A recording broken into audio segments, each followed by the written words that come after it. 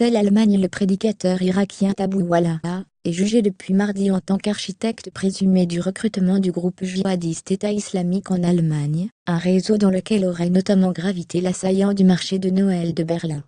Ama Abdulaziz Abdullah, alias Abu Walaa, 33 ans, comparaît à Celle, dans le nord du pays, avec 4 complices présumés: Azan Selank, un Turc de 51 ans, Boban Simonovic, un germano-serbe de 37 ans, Mamou Omera, un Allemand de 28 ans et Ahmed Fif Youssouf, un Camerounais de 27 ans. Tous sont accusés d'appartenance à l'EI et de soutien à cette organisation terroriste étrangère. Ils risquent 10 ans de réclusion criminelle. Un important dispositif de sécurité quadrillait les environs du tribunal mardi, armes automatiques à la main et équipées de gilets pare-balles. La salle d'audience était aussi sous protection renforcée. Les débats, appelés à durer au moins jusqu'à février 2018, vont donner un aperçu détaillé des mécanismes d'un réseau djihadiste, ce qui en fait le procès d'islamiste le plus intéressant depuis des années, relève le Spiegel qui a consacré une longue enquête à l'affaire. Pour l'accusation, Abu Walaa a monté dans sa mosquée de Île-des-Chiens, une véritable entreprise d'embrigadement, pour envoyer en Syrie et en Irak des combattants djihadistes. Au moins 8 personnes sont ainsi parties, dont des frères jumeaux allemands, qui ont commis un sanglant attentat suicide en Irak en 2015. Le principal accusé était arrivé en Allemagne comme demandeur d'asile en 2001, et a été arrêté en novembre 2016 après une longue enquête du renseignement intérieur. Ce mari de 2 femmes et père de 7 enfants, selon le Spiegel, aurait aussi effectué de mystérieux séjours en Irak. Sans visage très prudent et discret, il était surnommé le prédicateur sans visage, car ses prêches en ligne, très regardés dans la djihadosphère, ne le montraient jamais de face.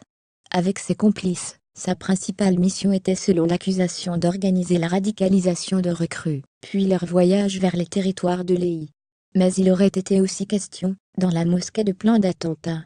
Parmi les personnes ayant fréquenté le groupe, on retrouve au moins l'un des 3 adolescents qui, âgés de 16 ans, ont posé une bombe en avril 2016, dans un temple sikh en Allemagne, blessant 3 hommes dont un grièvement.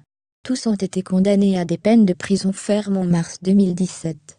Par ailleurs, Anis Henry, le Tunisien responsable de l'attaque au camion bélier du marché de Noël de Berlin 12 morts en décembre 2016, paraît avoir fréquenté ce réseau, et eu des contacts avec Boban Simonovic, un ingénieur en chimie, qui l'aurait accueilli dans une école islamique de Dortmund. Selon le Spiegel, Henry aurait aussi participé à une marche de survie, qui devait préparer les candidats au djihad en Syrie. Enfin, le demandeur d'asile tunisien, tué dans sa fuite en Italie par la police, a fréquenté aussi une mosquée berlinoise connue pour ses liens avec le djihadisme et où Abu Walaa a eu l'occasion de prêcher. Un contact direct entre les 2 hommes n'a cependant jamais été établi. Repenti, l'accusation appuie son dossier pour l'essentiel sur le témoignage d'un informateur du renseignement intérieur allemand, qui pendant des mois a récolté indices et éléments de preuve contre le prédicateur irakien. Craignant pour sa vie, ce témoin à charge devrait être exempté de témoigner à l'audience.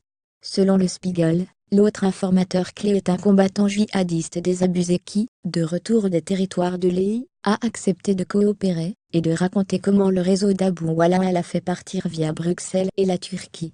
La nébuleuse djihadiste a connu ces dernières années un essor certain en Allemagne, où 10,300 personnes sont classées par les services de renseignement comme islamistes radicaux, contre 3,800 en 2011.